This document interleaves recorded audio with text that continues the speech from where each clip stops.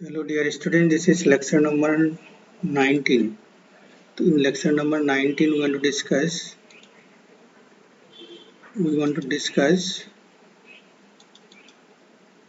laws of multiple proportion, laws of reciprocal proportion. So one by one see here.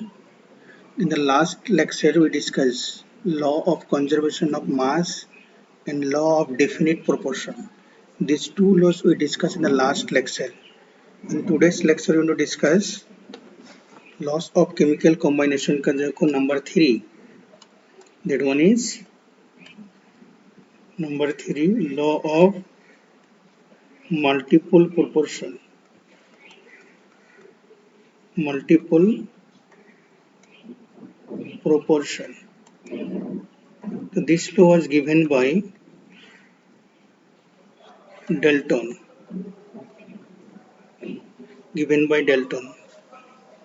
So what is law of multiple proportion? First come with the statement. So this law states that when two elements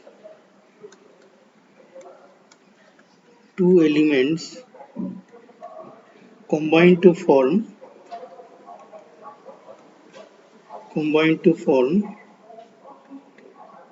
two or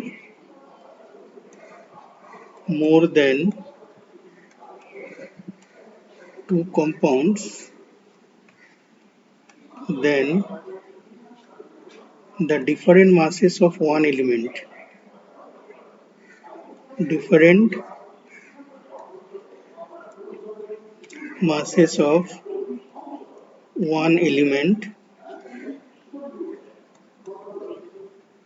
which combine with fixed mass of another element. Different masses of one element which combined with fixed mass of another element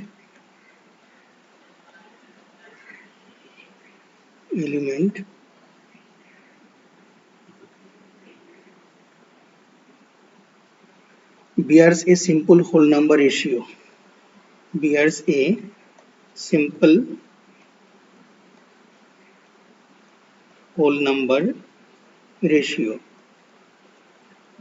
तो again listen, ये लोग क्या बोला है, when दो elements combine हो रहा है तो जहां more than two compounds form होगा तो उसी कंपाउंड्स में एक एलिमेंट का मास फिक्स करो, अनदर एलिमेंट का जो मास कंबाइनिंग मास होगा उस मास का रेशियो हमेशा सिंपल रेशियो में यू विल गेट. तो now come to the example. ये स्टेटमेंट है. Come to the example. Suppose nitrogen and oxygen combine to form three compounds N2O, N2O3, N2O5. Listen again. The two elements nitrogen and oxygen combine to form these three compounds. So in these three compounds, mass of nitrogen, mass of oxygen, combining mass of nitrogen, combining mass of oxygen. तो यहाँ जाओ, यहाँ 28 ग्राम, here 16 gram, here again 28 gram, here 48 gram, here again 28 gram, here 80 ग्राम. देखो तब ये तीनों example में if you compare, nitrogen के मास फिक्स्ड है तीनों में, बट ऑक्सीजन के मास डिफरेंट है. तो now if you take the ratio of this three different masses of oxygen, मानो कि इसका नाम W1 रखा है हमने, ये मास जो है W2, ये मास है W3. If you take the ratio of W1, W2 and W3, so then you will get W1 is to W2 is to W3 equal to 16 is to 48 is to 80. The equal to 1 is to 3 is to 5. देखो ये whole number ratio आ गया. तो यही है law of multiple proportion. Listen again, क्या बोला है? When two elements combine to form two or more than two compounds, then in these different compounds, different masses of one elements which combine with fixed mass of another. ये तीनों में देखो nitrogen के मास fixed है, oxygen के मास different है. तो ये ऑक्सीजन के जो डिफरेंट मासेस का रेशियो यू हैव टेकन, तो this ratio always we are simple whole number में आ जाएगा. तो यही है law of multiple proportion. Now let us take the another example. Example number 2. Come to the example number 2. The example number 2 may see here hydrogen and oxygen combine to form, suppose these two compounds. Hydrogen and oxygen combine to form water and hydrogen peroxide. So now mass of hydrogen, mass of oxygen. Hydrogen 2 gram, oxygen 16 gram. Hydrogen 2 gram, oxygen 32 gram. So now if you take the ratio, ये जो मास है इसका नाम हमने W1 रखा है और ये जो मास है ये W2. तो हाइड्रोजन के मास दोनों में फिक्स्ड है. तो now if you take the ratio different masses of oxygen W1 is to W2 equal to 16 is to 32 equal to 1 is to 2. This is another example of law of multiple proportion. तो now हम जाएंगे एक दो numericals based on law of multiple proportion. Come to the numerical. The first question हम theory type question हम discuss करते हैं. Question number 1. Question number 1 क्या बोला है? Which of the following pair of compounds, which of the following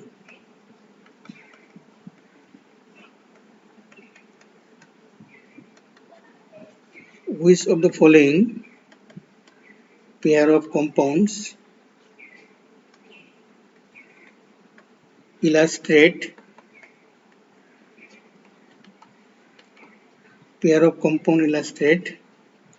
law of multiple proportion. Law of multiple proportion. These are option given. The options are first one NaCl and NaBl. Second option magnesium oxide and magnesium hydroxide. Third option SO2 and SO3. Fourth option given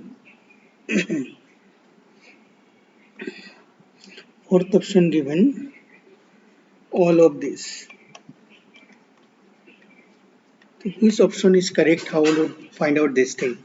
तो now see हमने definition क्या बोला है. देखो दो element होगा, याद रखो दो elements combine to form two or more different compounds. तो ऑप्शन 1 में आ जाओ. तो ऑप्शन 1 में टोटल डिफरेंट एलिमेंट्स देखो तो 3 है. तो ये नहीं होगा, ऑप्शन 1 करेक्ट नहीं है.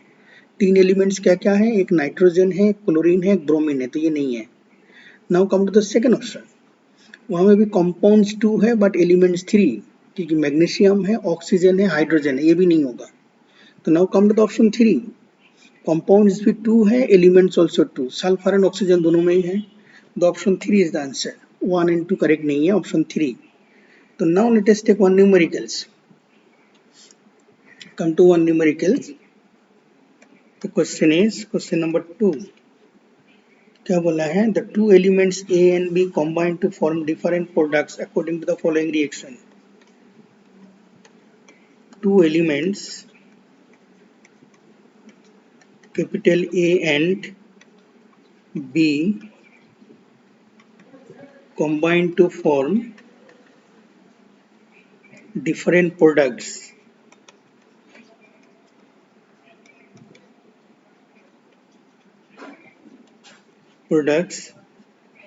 according to the following reaction.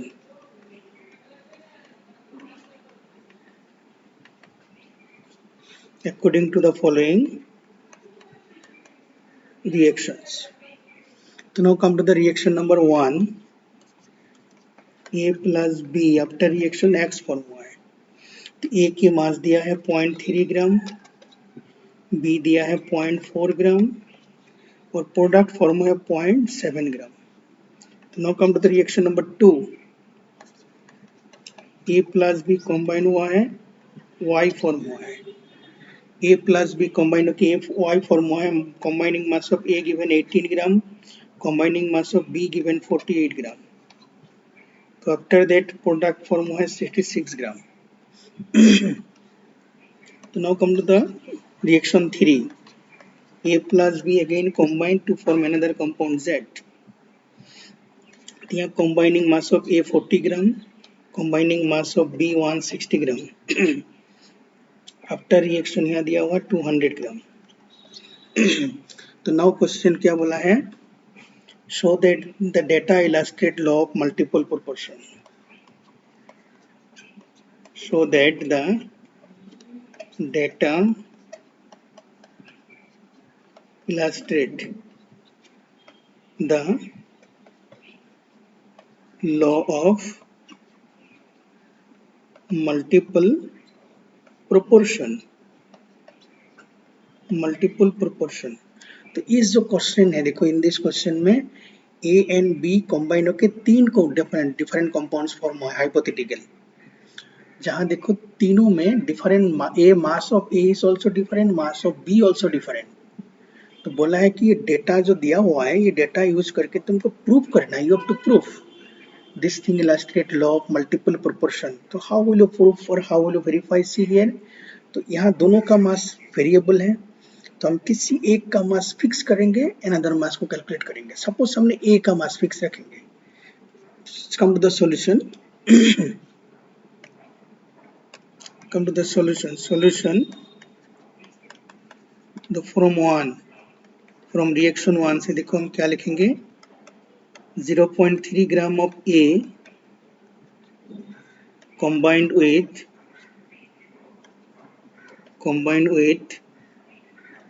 0.4 gram of B.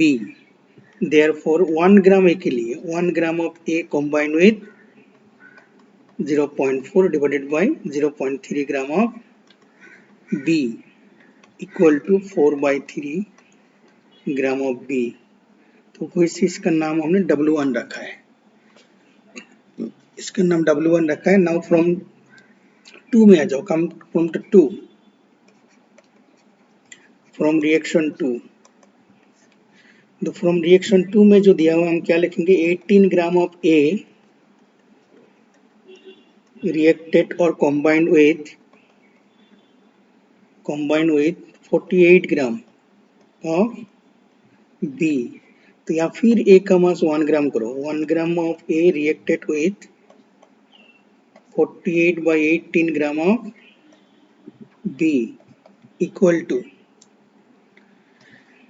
So if you get this one, तो इसको हम करते हैं 6 से करते हैं 8/3 ग्राम ऑफ B. तो ये जो मास है इसका नाम W2 रखा है हमने. तो now come to the from reaction number 3. From 3. तो रिएक्शन 3 में जो दिया हुआ है उसमें हम लिखेंगे 40 gram of A reacted or combined with 160 gram of B.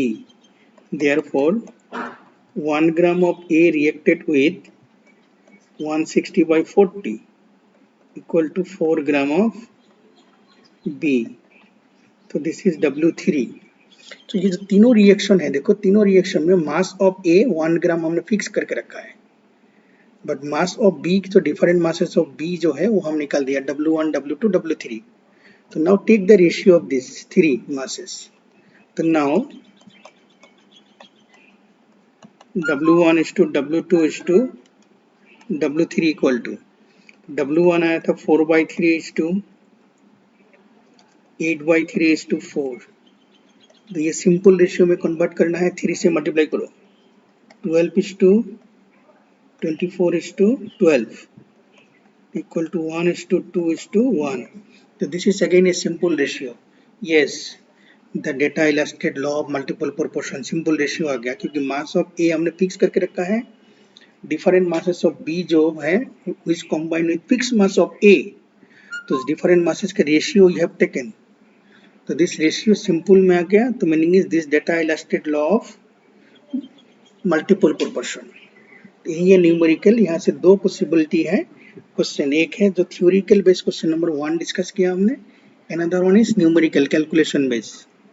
यही है law of multiple proportion. Now let us come to the fourth law, law of reciprocal proportion. Now come to this one, number 4, law of reciprocal proportion within bracket given by Richard.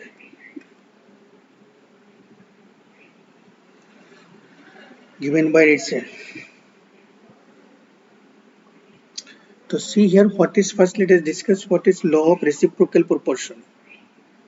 Statement जो है तो ये क्या बोला है, see here, first come to the statement. The statement given the ratio of different masses. Ratio of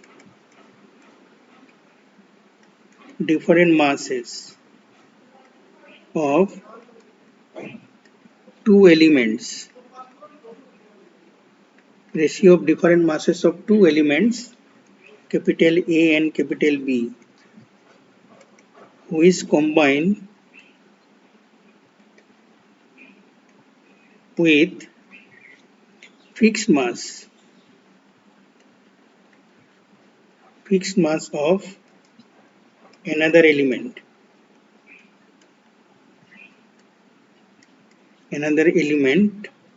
C to form AC and BC is either same or simple ratio of their masses, simple ratio of their masses when they combine to form, when they combine mutually to form AB. So again listen, what is the meaning of this thing?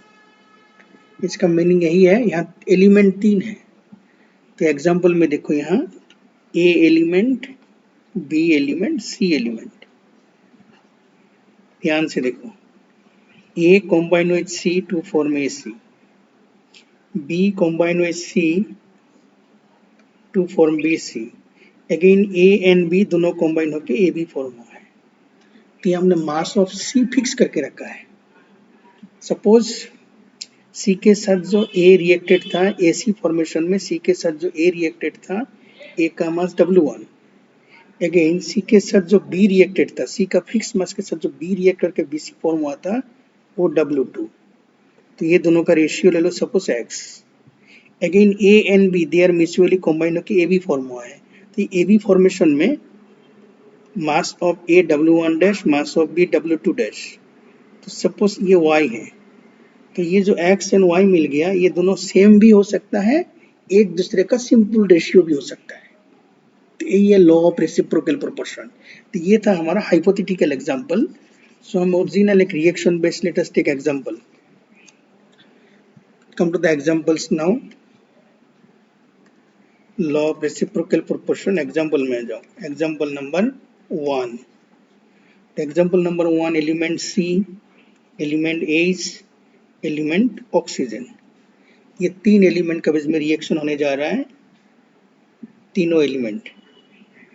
So C and H का बीच में reaction होके suppose CH form हुआ है, C and O का बीच में carbon dioxide form हुआ है, H and O combine होके H2O फॉर्म हुआ है। तो याद रखो हमारे गिवन एग्जांपल के साथ यहाँ C कौन है, ऑक्सीजन, A कौन है, कार्बन, B कौन है, हाइड्रोजन। तो now one by one come to this side.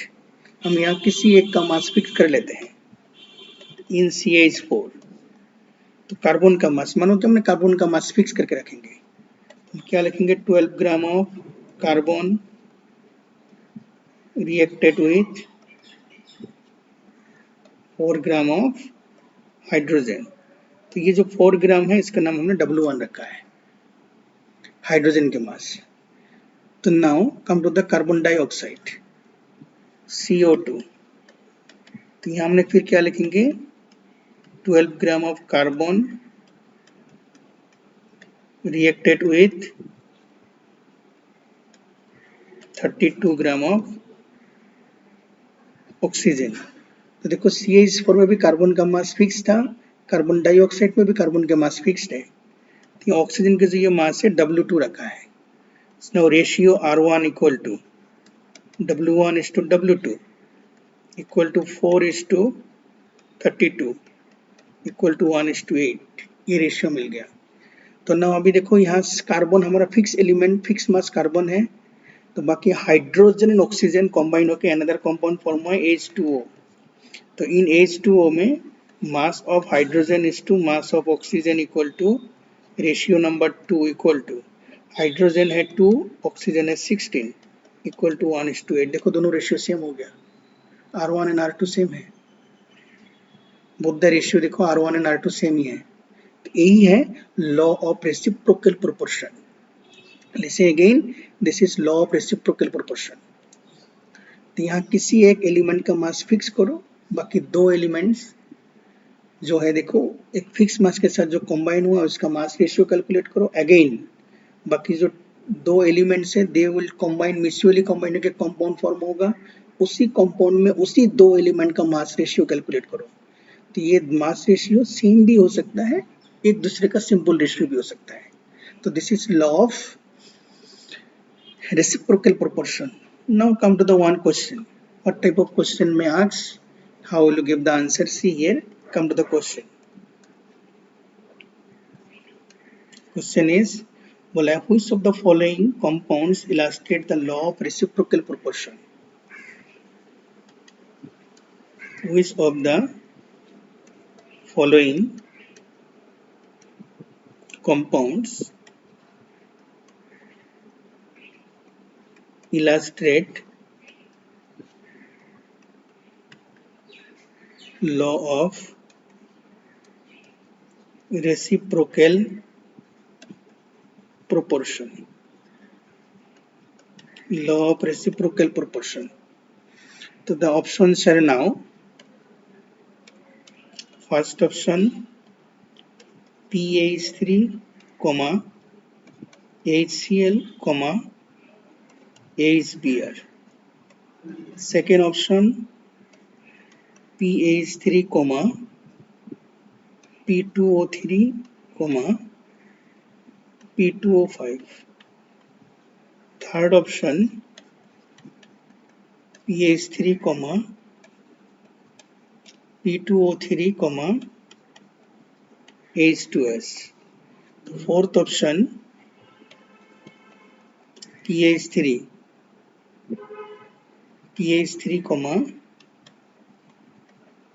P2O5, H2O। देखो यहाँ से न्यूमेरिकल चांसेस बहुत कम है, एक थ्योरेटिकल बेस्ड क्वेश्चन में आस्क। तो यही एक क्वेश्चन है, तो how will you verify the which set of compounds illustrate law of reciprocal proportion? तो लॉ ऑफ रेसिप्रोकल प्रोपोर्शन का जो हमने पहले स्टेटमेंट दिया था, एक्सप्लेनेशन दिया था, रिमाइंड करो इसमें क्या क्या था।